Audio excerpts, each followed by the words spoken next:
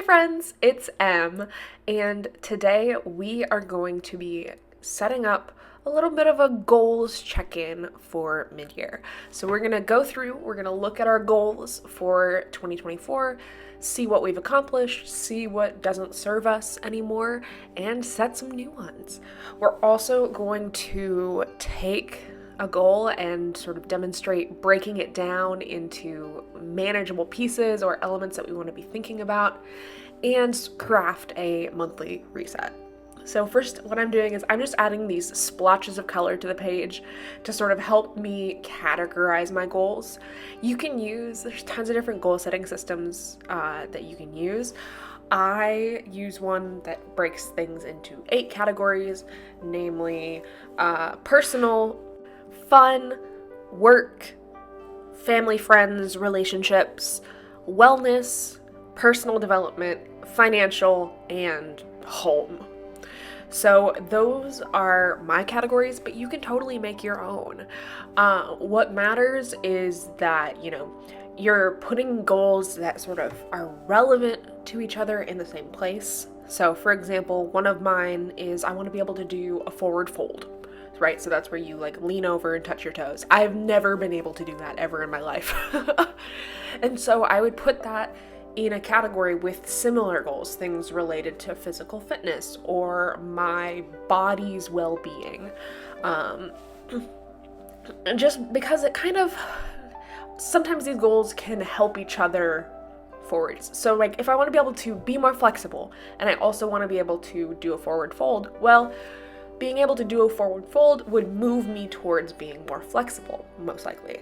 And so you can kind of sequence your goals in this way so that you're sort of setting yourself up for success. You're going to do a smaller goal first, right? Breaking your big goals, your big scary goals into bite-sized pieces, or not even maybe bite-sized. Maybe it's a 3-biter. So to speak, right? But you're making it more actionable. So you can view this as, the SMART goals system, which is specific, measurable, attainable, realistic, and timely. I believe that's what SMART stands for. But sometimes I like to put the big scary goal on the piece of paper, even if it's something that I don't think I'll be able to do this year, right? I'm fairly certain that me, as someone who does not run, is not going to be able to run a 10-minute mile, even though, for whatever reason, that is one of my life goals. I cannot explain why. But having that on that piece of paper is almost like saying, this is something I want to do, and I'm acknowledging that I want to do it. And I'm not gonna beat myself up if it doesn't happen this year, or if it doesn't happen next year, or if it never happens, right? But acknowledging that it's something that we want for ourselves, right? And especially I like to focus on these goals as things, if they serve other people, that's fine too. But I don't want to be setting these goals purely for other people, not for myself. So take a minute, whether it's on a page that looks like this, or just a piece of paper, or the Notes app on your phone, and think about those goals that you have for this year.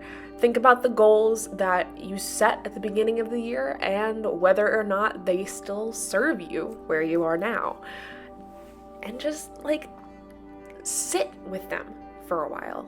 Think about what these goals are going to do for you and what scares you about them? What motivates you about them? Which of these goals do you look at and think, yeah, I can do that. I can do that today. Or I can take a step towards that today. That's just so powerful and so exciting. So what I'm going to do next is I'm going to take one of my goals. So I'm taking my Get Stronger goal from my wellness section, and I'm going to break that down. So this is usually called a mind map.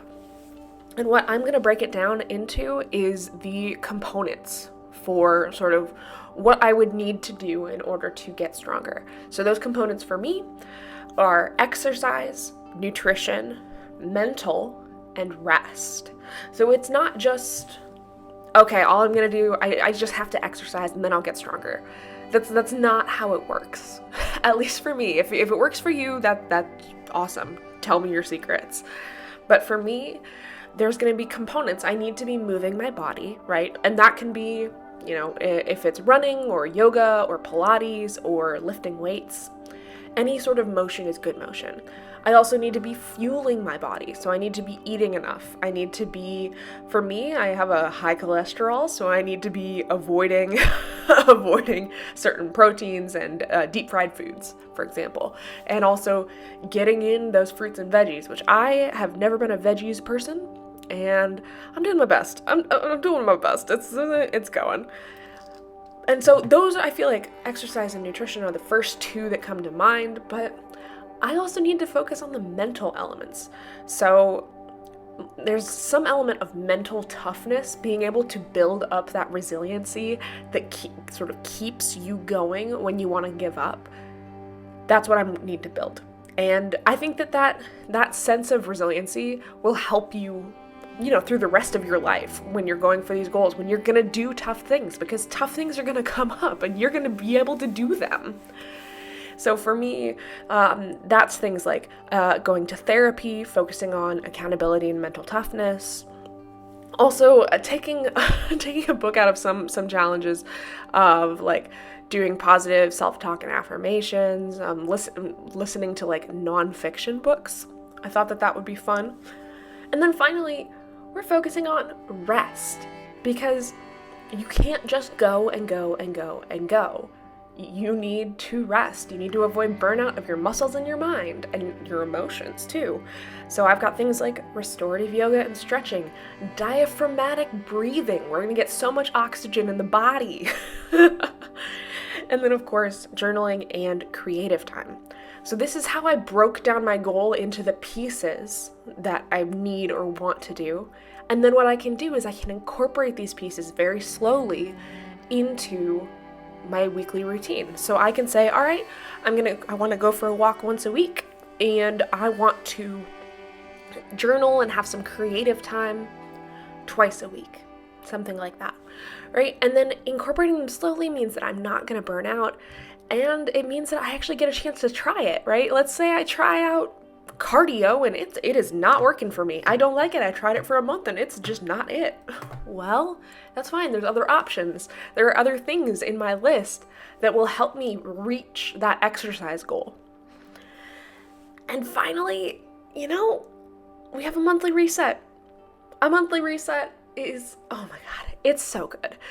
This does not have to be washing your face and deep cleaning your house. It can be, but it doesn't have to be. And you don't have to do this every month. You could have a daily reset or a weekly reset, which might just be like tidying off your desk and cutting up some fruit for your lunch the next day. You can do this as frequently or infrequently as you want.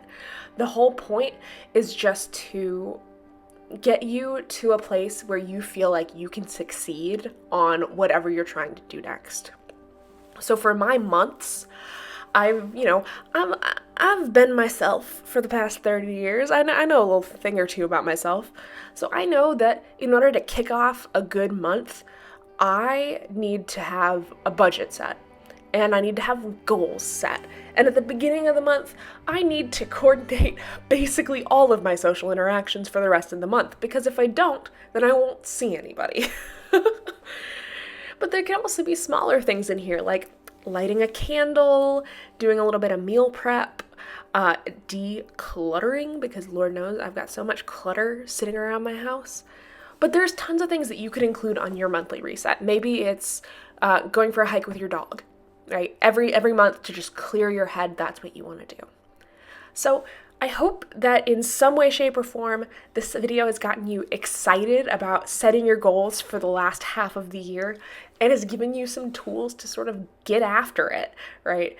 And moreover, to do it in a sustainable way that will not make you burn out or be comparing yourself to others. Be sure to check out the Associated blog for some fun printables and tell me what your goal for the next 6 months is. What's your big scary goal? I can't wait to hear it.